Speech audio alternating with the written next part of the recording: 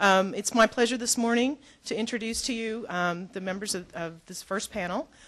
First we have Andre McEwing. He is the Executive Director of Southeast Fort Worth, Inc. And that's here, he's a Southeast Fort Worth native, and he's committed to creating sustainable economic development in all of East and Southeast Fort Worth. He's going to talk with us today and provide us with some updates on initiatives that are happening here in East Fort Worth. Additionally, beside him is Mr. Curvie Hawkins, who's the Director of Planning at the Fort Worth Transportation Authority, the T. His leadership in the development of the T's strategic plan has resulted in the project being awarded the Planning Project of the Year by the Midwest section of the Texas American Planning Association. As part of the strategic planning process, he received accolades for developing a public involvement plan that incorporated widespread community involvement and validation, which resulted in an overwhelming community support. And the third member of our panel is Mr. Michael Morris, who will be arriving shortly. He is the Director of Transportation at the North Central Texas Council of Governments. He's been with them since 1979, and he was promoted to the position of Director of Transportation in 1990. So we're pleased to have all of them with us today. I'll let you start. There's the clicker. This one? Yes, sir. And check that's already on the phone. Your laser pointer's right there, and that'll advance to the next. Gotcha. Good morning. It's always a pleasure for me to have this opportunity as a Southeast native to present and thank the Congressman for always being an ambassador and drum major to creating the economic development that we're looking for on a day-to-day basis. I'm always first want to thank both one of my friends and becomes like a brother to me, and Jay Chopper. If we give him a hand, Housing and Economic Development Department, Jay Chopper. Jay is the engine. He knows everything about how to make the incentives work. Because I will tell you, quite frankly, if we did not have those incentives, what you see today would not happen. We have tax increment financing district, we have NESs. We don't have any PIDs, public improvement districts, but we do have those incentives to help those developers who don't know about Southeast and East Fort Worth to make a hard look about development and coming into the area. Let me also thank one of my board members and friend, Mr. Curvie Hawkins. He is now Assistant Vice President of Planning. Let's give him a hand. He's got a promotion. He keeps me on track because I do get off track sometimes. And I want to thank, most importantly, the neighborhood associations. We have quite a few in the Southeast and East Fort Worth area. I see Wanda Conlon, Ms. Sarah Walker, and others of you. Those are the folks that tell me what to do and how to say, hey, what we want. Because you can only imagine when you only have 2 grocery stores in an area of almost 100,000 people, you have quite a few convenience stores, you have liquor stores, you have pawn shops. There are challenges. And what you will see here today with partners like I'm the American, Tim Carter, Sherry, thank you so much. We're on a mission and to complete and make sure that folks that don't know South and East Fort Worth, that they know that something is happening, that business is booming and dirt is moving, because it is. So I want to thank everyone for your hard work and efforts, and we're going to continue as long as we can, as long as we have our supporters like you, each of you, and the small business owners like Mr. McNeely and others who have made a commitment to the area. So I want to thank you. So let's take a ride down South and East Fort Worth, and if you have a question, feel free to stop me. We'll start with partners I just made reference to, the banking community, the development community, and others. Thank you so much. But Sid Richardson Foundations, Amy G. Carter, everybody's on board. I just want that to be known. Everyone's on board. The T, some we may not have the logo here, but everyone's on board. So that's in and of itself a win-win in terms of, from our perspective, of what we do. The area most of you know is east of everything east of 35, south of 30. These urban villages here, southeast and east, we've got Berry Riverside, we've got Polytechnic Westland, and we have the Oakland Corner urban villages. These are where we focus. This is where the city has made an effort from federal funding, local funding, to commit to those areas. It's a large area, but we have a strategy to commit to those specific areas, one being right here where we are today. Subway is one of those win-wins in this location. So to Texas Western University, Dr. Slaybach, and all your staff, thank you. Now let's start talking about specifics. This is the Evans and Rosedale Urban Village. As you can see, specifically NRP is a developer that's come in, working with the city, Housing and Economic Development Department. And if you only can imagine, I know Ms. Sarah knows, this is an area that's blighted. Quite a few vacant properties that the city has worked with NRP to create a new development. Most of you may know 35 is right here, Rosedale here. And so we've got a commitment from NRP, and we've got a groundbreaking November the 1st, I believe, at 10 o'clock. We invite you out on Vickery back here. But we've got a great small business, Renfro Foods, some of you may know, been in the community for a long time. So this is a committed area that the city has committed to, the community has bought in, and we're pushing. And as a result, this is what you'll see with home funds, as well as along with NRP and the housing finance funds. This is the collaboration that will be presented. 54 new homes in this location. 54 new homes, ladies and gentlemen, that will make a commitment to have the rooftops to bring the commercial and retail development.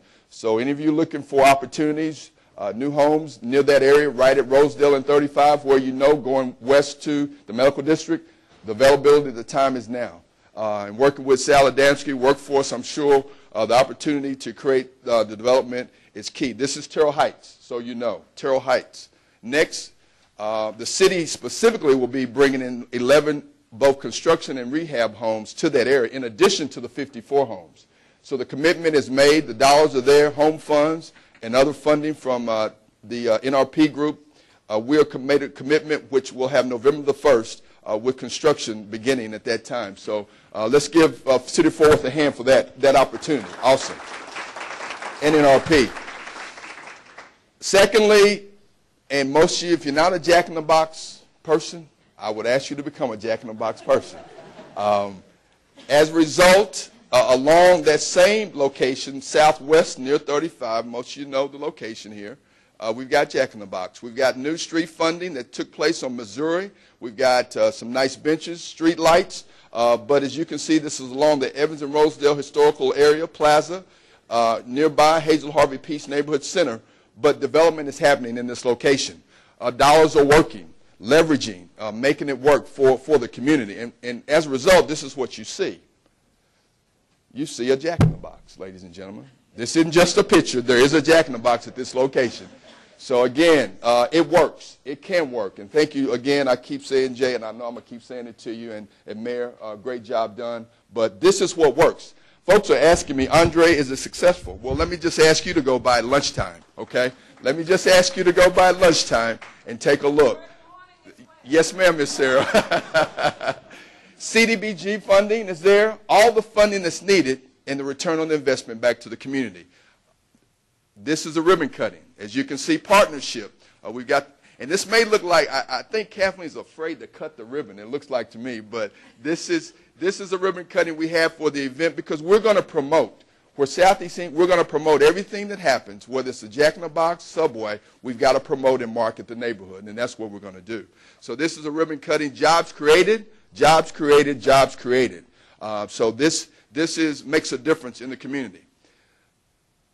Next, most of you know the intersection south of there, Allen and 35, challenging, former service station, but we're working to make this happen. This is what makes a difference, ladies and gentlemen, where we take an old dilapidated service station and create. We're having a few challenges, I will tell you, with land assemblage here, but we're working to make this happen within the next, hopefully, 6 months. So this is another development we have. Ribbon cutting, right east of here at Rosedale and 287, ML King Freeway. You have a new Exxon Golden Chicken with a healthy menu. They do have baked chicken, so just want to let you know it has dribbled into where those locations haven't always had healthy menus. But thank the mayor for coming out, Dr. Slaybach and others for their partnership, collaboration, and ribbon cutting at this location. $2 million with jobs created. And these are some of the signature locations. You may have seen these, I believe, last year, possibly, but Men's Collection.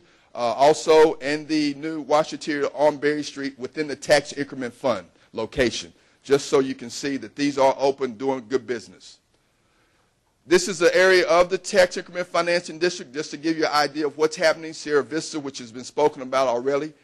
Jack in the Box, Cowtown Market, Expressway, the T-Transit Plaza, which I think Curvie made reference to. Also, the Walmart, which I think I've heard from the mayor, is right at this location, Masonic Home. So we're working the dollars, we're working the TIF to make it work. This is a location of the groundbreaking. There was a groundbreaking, ladies and gentlemen, for Walmart. So just want to let you know. So we're waiting on construction, okay? Waiting on construction soon. So, yes. But this is one that will make a difference, a game changer in terms of where folks go and buy their goods and services. Prince Hall Gardens, another location off of Riverside, working with iTech's development group, working with the city. And as a result, some of you who may know this location, if you take Riverside, go east on East Robert Street, go down into the bottom area. If you know that area, you'll find we had a ribbon cutting. We'll be demolishing half of this complex and creating a new multifamily location for the neighborhood. So the demolition did take place, and we had a ribbon cutting about 2 days ago. Again, dollars working, investors, developers coming to the community. Finally, we have a Southeast Community Health Center. Some of you may know the Paul Galvan location on North Side, federally qualified health center. This will be a location at Mitchell Boulevard and Berry Street. You may see the building now, but it's soon to be up and moving. CDBG dollars and others, $1 million investment coming to the location within the community of Southeast. So we're very excited. We need to keep everyone healthy as they live within the area of that location. So we're excited about this in and of itself. Finally, somebody asked me, I keep talking about housing. We have a housing slump. Well, if you go behind Pilgrim Valley Church off of Riverside Drive, you will find KB Homes. They're real quiet right now. They're selling houses, ladies and gentlemen. They're for sale. They're sold signs, as you can see here. Okay, these homes range from 3 to 6 bedrooms, and as you can see, quality, affordable at their location. So I encourage you to go by and take a look. We don't have a housing slump in South and East Fort Worth. I will tell you these houses are being sold, values from $90,000 upward to $130,000, affordable. So exciting opportunity to support the urban village, which is due north of that location. And for fun and for healthiness, and having been a former UTA Masters of Sustainability graduate, it's about recreation. We've got $26 million invested right here at Cobb Park. Exciting. A new park. A park that some who may know this location very well has not always been the best place to go. I will tell you that. But now, once this is completed, we all can go. We all can have fun, have picnics, family reunions, and other type of recreation events. So, again, thank you to Jay Chopper, to the city, to the federal dollars involved with this. This is $25 million involved in the southeast sector of Fort Worth. Thank you so much, and thank you for those of you who will be supporting and coming to this location.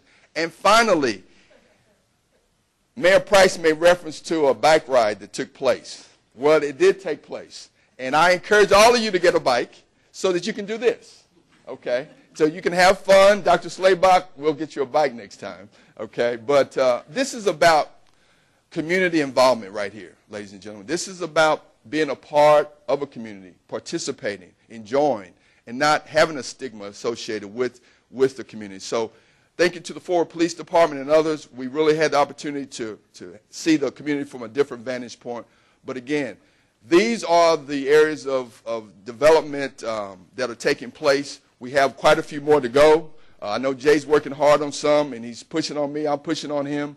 But to all of you who are here, we're excited. Thank you again to our partners, Omni American and others, community, Ms. Sarah, let the community know. And let me just put a shout out to Councilwoman Hicks and Councilman Moss. We ask his speedy recovery. Most of you know he's recovering right now, but we ask his prayers. But they are ambassadors for Southeast Fort Worth and East Fort Worth. And want to say thank you to them publicly, and to all our partners, thank you. And that is my presentation. Thank you.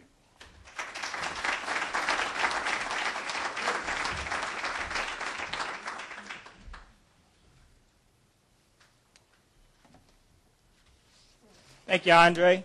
And Andre does a great job representing Southeast Fort Worth and working as the executive director for Southeast Fort Worth Inc. And literally he's everywhere I go, whether it's 8 o'clock in the morning at a meeting, 7 o'clock at night in a meeting. He works so many hours. I'm just glad that we pay him a salary and not hourly, because he'd break us. So you're doing a great job, Andre. Before I begin, I want to represent or recognize a couple of folks from the T. Our executive director and president, Dick Riddell. And then Nancy Amos, our senior vice president as well. And my boss, by the way. She mentors me well. First of all, I want to talk about a couple of projects, 3 important projects that are going to have an impact on Southeast and East Fort Worth. And I know you're thinking transit, but what we're doing is we're modernizing transit. And some of the things I'm going to show you today we're pretty excited about at the T. First, I want to introduce you to the Spur, the Signal Priority Urban Route. The Spur is the next generation of bus service in Fort Worth. So you're probably asking, so what is the Spur? What is an enhanced bus corridor? Well, it's the simulation of qualities that make rail transit so popular using bus technology. And we're going to bring a lot of firsts to Fort Worth with this product. Now, many of you may have seen this vehicle already. We put it in operation a couple of weeks ago.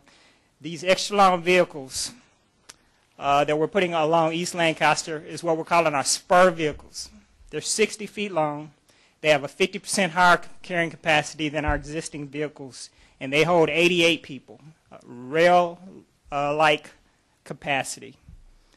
As with all of our fleet, this is a CNG vehicle, compressed natural gas, has can hold 3 bikes, very sustainable. Security is important on it. It has 10 cameras, a lot of visibility for our operators, a lot of security for our passengers. This vehicle is operating on East Lancaster, operating between the ITC and the Hanley community, where over 3,600 people every day board along that corridor. It's the highest ridership area that we have in Fort Worth. So these vehicles that we're operating are a welcoming sight. The vehicles themselves will be the first evidence of this enhanced bus corridor that's coming to East Lancaster, the Spur corridor. The Spur corridor will consist of high-frequency bus service, buses with higher carrying capacity, as I illustrated, technology that will make the buses travel faster, enhanced passenger amenities, and a brand-specific campaign, the Spur campaign. We're basically going to market this service as we market our Trinity Railway Express or any other future rail corridors as a specific entity by itself. It's going to have this unique Spur marketing campaign. When the Spur vehicles go down East Lancaster, they're going to feature transit signal priority. This is the technology that will give them a travel time advantage going through intersections by holding green lights longer and turning red lights faster. This will make travel time consistent and efficient. In fact, this is the first transit signal priority in North Texas, and you're getting it here in Southeast Fort Worth first.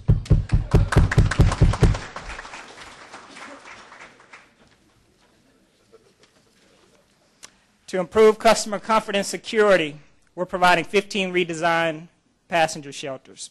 These will all feature security lighting. The lighting will increase the feeling of safety for our customers. The shelters are being designed to match the same design theme as the Spur vehicles themselves.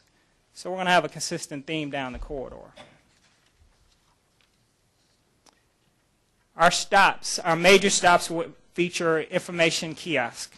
These are standalone solar-powered kiosks that will provide information on schedule, route information, a system-wide bus map, and a you are here type of area map, so that when our customers are at these locations, they kind of know where the businesses and key locations are around their bus stop. Again, this is improving the comfort level of using transit. Something that I'm very excited about is a next bus technology that we're bringing here. The Spur corridor, in fact, will be the first public transit system in Texas utilizing real passenger information systems. Our customers waiting for a Spur vehicle at a shelter will know an exact time when their bus is arriving. This is very important to a non-transit user, the comfortness of knowing when the bus is going to be there. When you're sitting at that shelter, this sign will show you bus arriving in 5 minutes, 4, 3, 2, 1, now arriving. When they look up, the bus will be there. Real-time information. The first in Texas. And you don't have to be at the bus stop to know when the bus will arrive.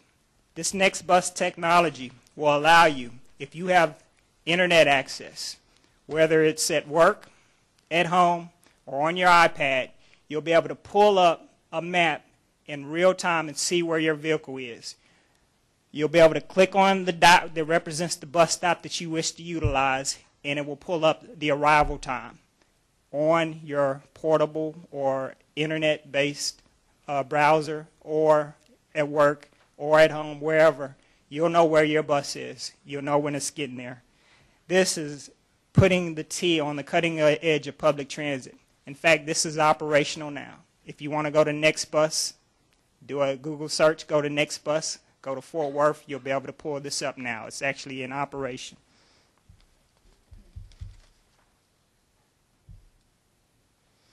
Now, if you're standing at a bus stop and you don't have internet conveniently with you, we're still providing you information on when your bus is going to arrive. This Next Bus technology is going to provide bus location information to folks who have a smartphone via text messaging. Simply, you identify the bus stop that you're at, because each bus stop will have individual numbers. You send the text message, and the text will return giving you information of when that bus is going to arrive. Now, you may be old school, don't have internet, don't even have a smartphone. That's okay. Each of the bus stops will have information signage panels with information at the bus stop. The goal here, folks, is to make folks feel comfortable using transit. And one of the things we hear a lot is we're not comfortable because we don't know when the bus is coming and we don't know where it's going. This removes that inconvenience. Security is going to be an important part of the spur corridor. As I mentioned, all of our shelters are going to be lit.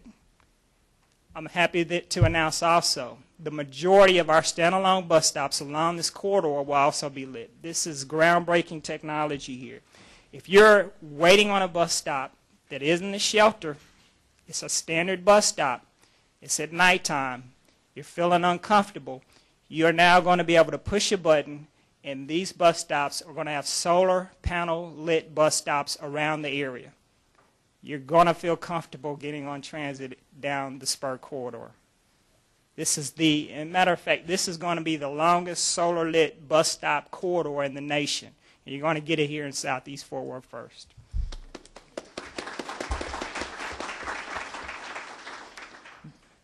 This is our current benches that you've probably seen throughout Fort Worth. We're redesigning our benches. The bench style will provide a consistent aesthetic look down the corridor. So the 14 new benches will be placed there, again, matching the design theme of the spur vehicle and the spur shelters. Another important element is accessibility to bus stops. Along the corridor itself, we're adding sidewalk extensions and curb ramps. So if you're in a wheelchair or just have a sort of a slight disability getting to the shelters, we're going to improve that accessibility there. Now, we can't do sidewalks along the entire 6-mile corridor, but we're doing these strategically at our highest boarding locations where the shelters are located. So you'll see these improvements as part of this corridor improvement as well.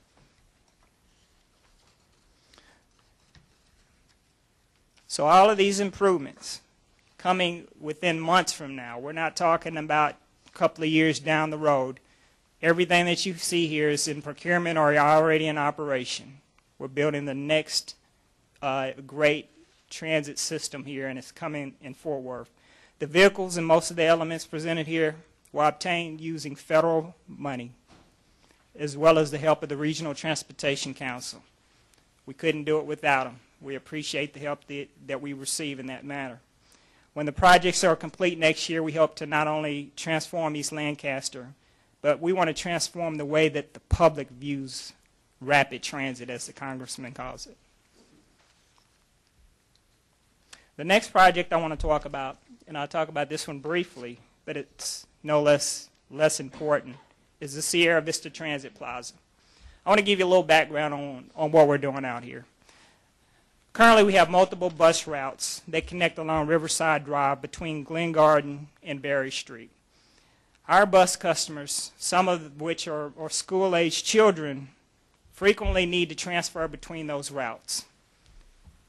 The way they make those transfers today, they sometimes have to walk across Riverside.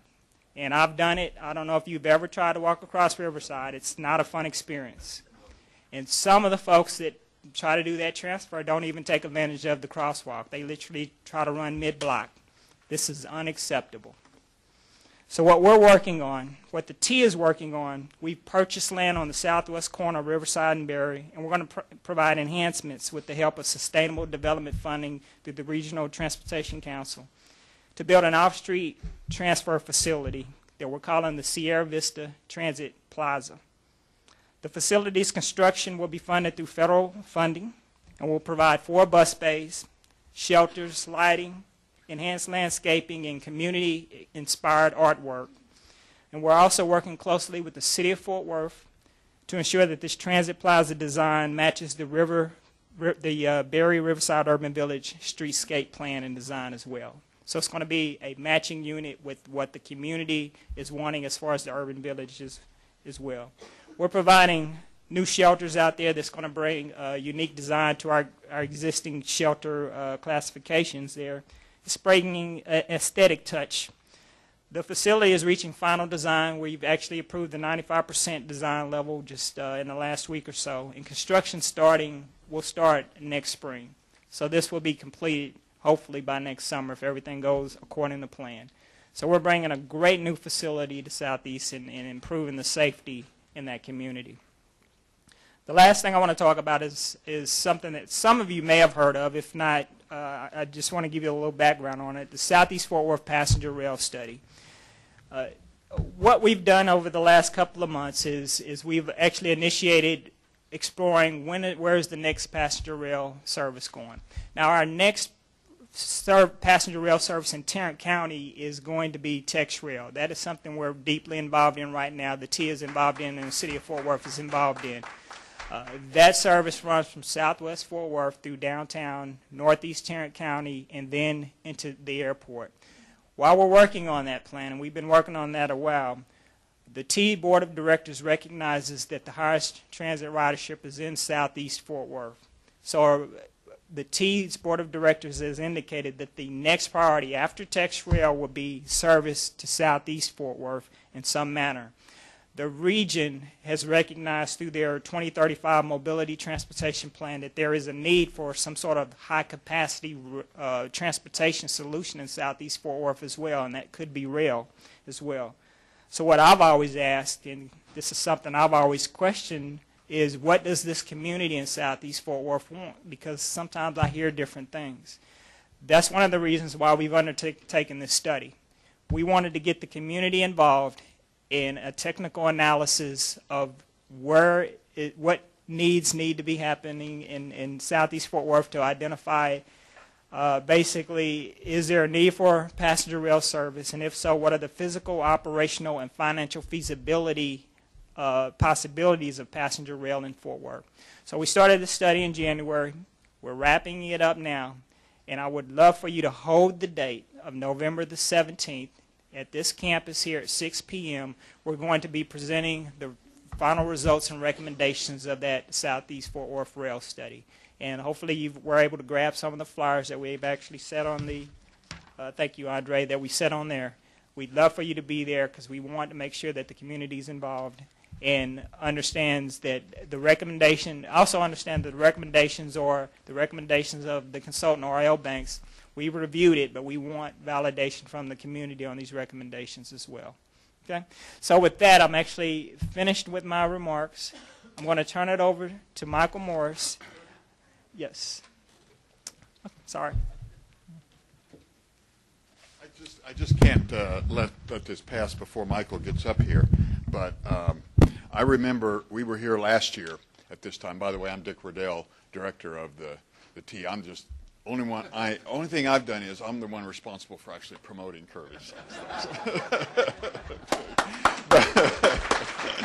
But we were sitting here last year. The benefits of this economic summit. Congressman, we were sitting here last year when Curvie made this presentation on this proposed spur route and the enhanced bus corridor, talking about that real-time bus information.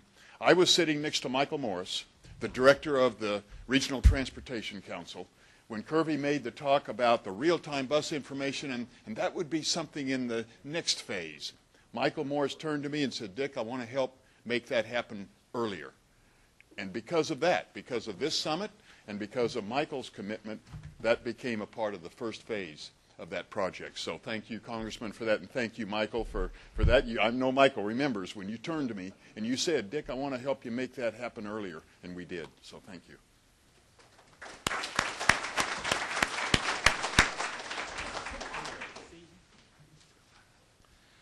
I'm afraid when Dick recognizes you in public, he's $1 million away from asking you for the next thing. It's an honor to share the podium with my two colleagues. You have a group of people that work very hard to really modernize this particular community. Congressman Burgess, let's remember where we were at the first summit, and I hope you're very proud on the team of people across the whole community that are here, really radically changing the face of this particular community, and I don't think this momentum would have occurred if you didn't get us all together and say, okay, we need to focus on changing some things in the south and southern portion, southeast portion of this particular quarter, and this community thanks you very much for that. Commissioner Brooks, the same goes to you. We bring you ideas on ways to partner, and you keep encouraging us to continue to do so. We'll talk about the East Rosedale project today, and I thank you very much in the same light. The mayor has done a good job in extending partnerships, so we thank her as well. President Slaybach will be holding a ribbon cutting for the Rosedale project that I'll talk about shortly. And Andre, what I'd like you to do in these ribbon cuttings you do, yes, sir, save some of them.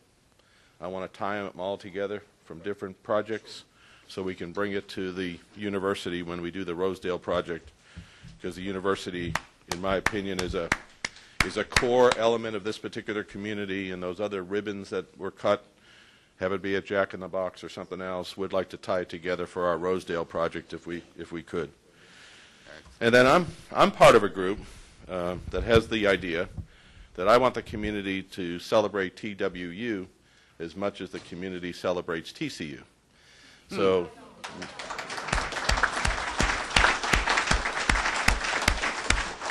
so by changing the face of the community, and in my case, bringing public sector investment that generates hopefully tenfold in private sector investment, even though my daughter did go to TCU, I want to celebrate this university as much as TCU in the community and wear certain color shirts on certain days and so on and so forth.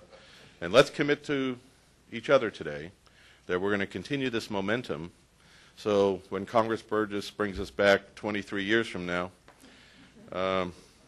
we'll all be very proud of the accomplishments he's led us through. Maybe he'll be president then. Who knows? I want to touch on 4 subjects very, very quickly, and then I want to see if there's questions for our panel, and I don't want to hold up the commissioner's remarks. If we go to the next page, I want to make sure you know that Tower 55 is now fully funded and implemented. The Secretary of Transportation was here a few months ago to make that particular announcement. Again, a true partnership.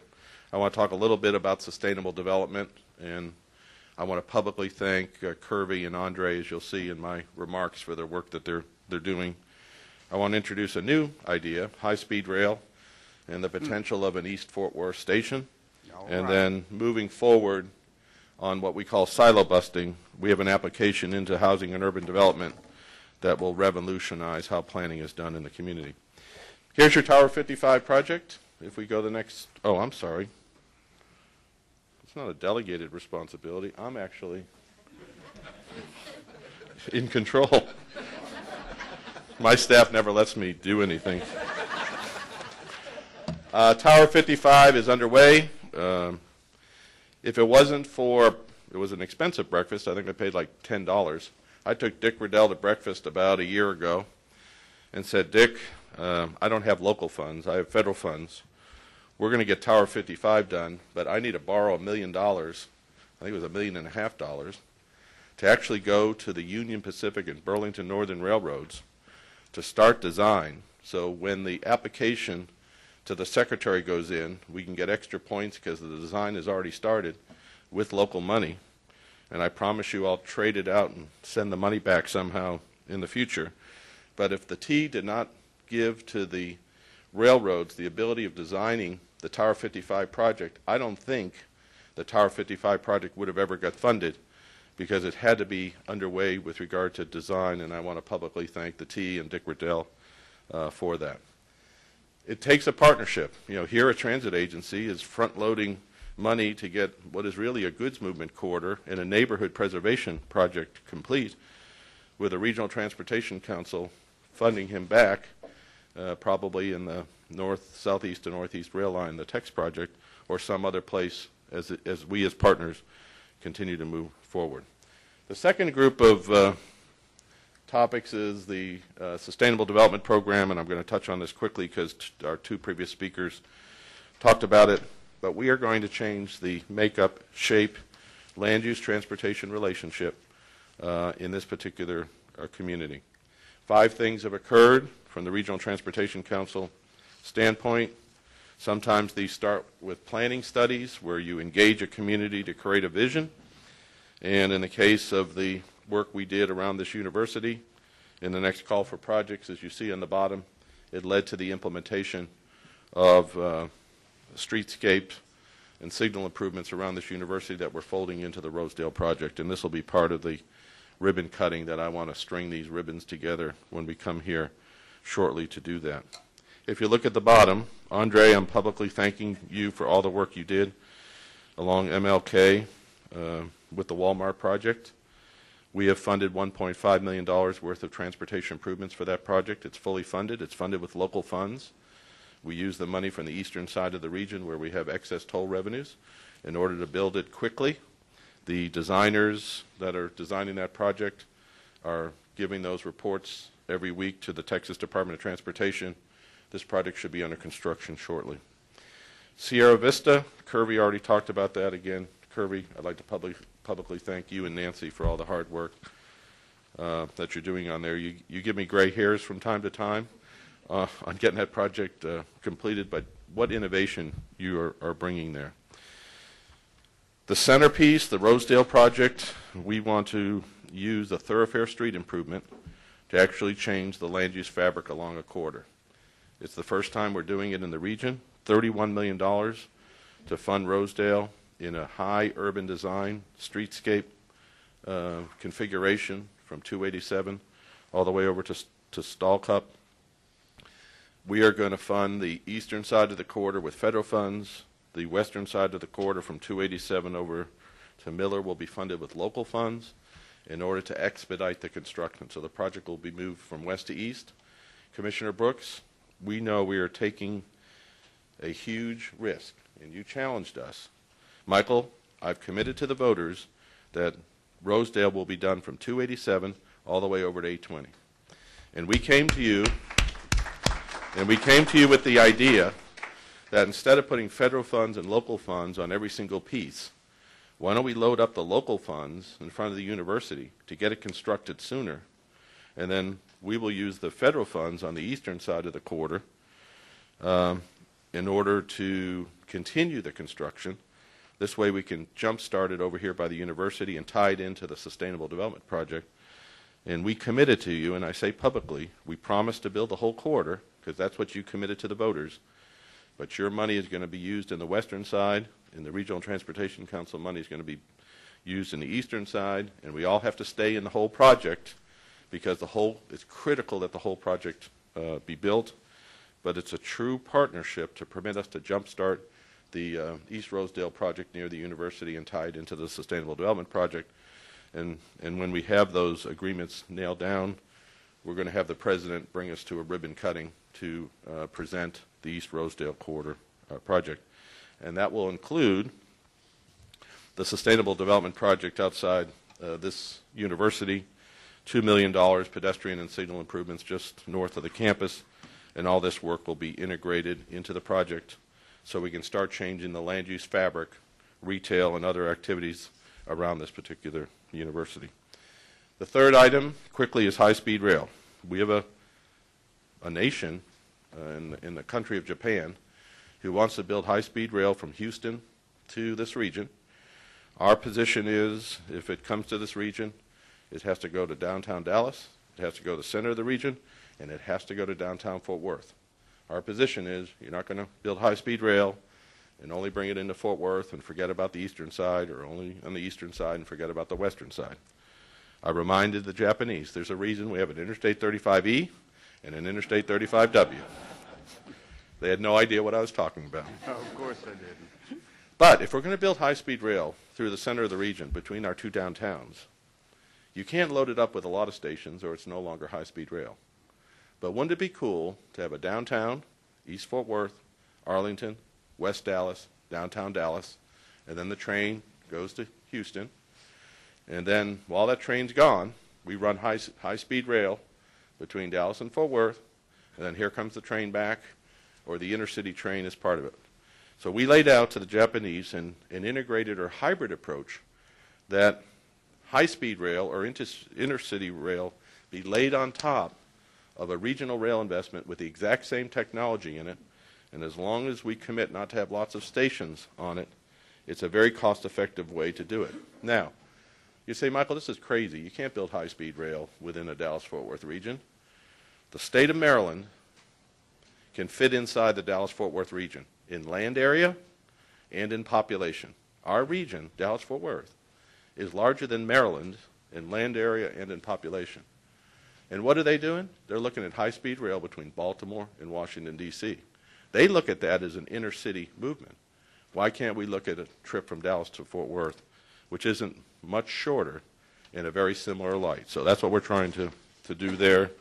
Long way to go. It's in its infancy, but we want to keep you up to date. Last thing, and we'll see where we go with our HUD application. We're competing against everyone else in the country. We have 3 or 4 tasks. Why don't we do business differently? We work with Fort Worth on very innovative projects. Why don't we integrate transportation, workforce development, health, housing, green infrastructure, context-sensitive design, water, energy efficiency, and air quality in the same integrated staff working on it like a community would work on it, instead of transportation, RTC, water, the Fort Worth Water Department, finance, well, that's the banking community. Why don't we get rid of the silos that we all operate in, and why don't we develop an integrated team and bring what communities need in a whole new way of doing business. With that, I will stop.